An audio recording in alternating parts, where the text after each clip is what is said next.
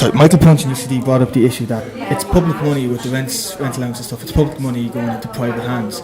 And do you think this may be something that could be changed the system so it actually goes into social housing and building housing? Yeah, in the long run, it's completely mad. It's completely unsustainable that you have €400 million in rental allowance, just a massive subsidy to private landlords going over, and it's wasted money. It's gone in that year and has to be spent again and again. That kind of money could go into social housing and deal with the problem in a sustainable way. Obviously the government doesn't want to do that, but that's what needs to happen. In the short term, obviously it's not the case that rental allowance should just be cut, people should be left out. But in general, that's what we need to do, is we need to be building social housing, dealing with the problem, which is a need for homes and an inadequate supply of affordable homes for people. And the best way to do that is to build homes for people. And would that be, because of the way we're set up now, is there a practical approach to that, or is it just gone too far into one system? No, it has been radically changed in the past. Even in Ireland, at a certain stage, a turn was took to building homes in the late 70s, 80s, and tens of thousands of homes were built right across Dublin.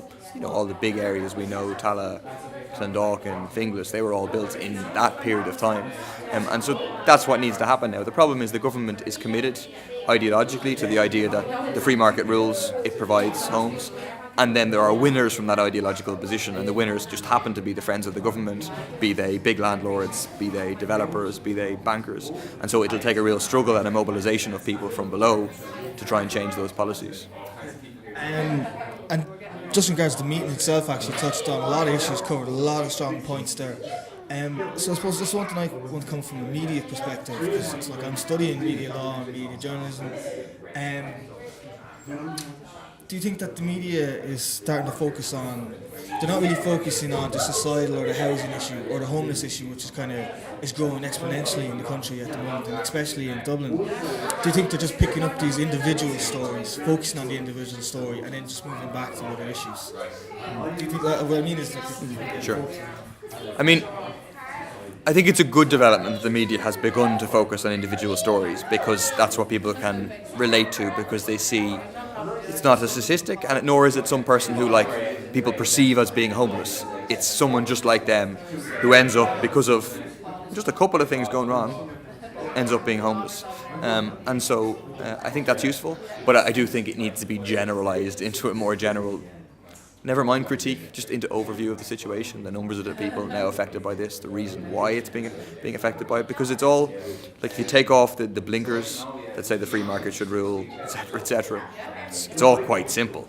You know, it requires the right to a house being placed as more important than taking precedence over the right of landlords to maximise their rent, the right of banks to maximise their interest in the mortgages, the right of speculators to maximise the amount they can make from land, you know.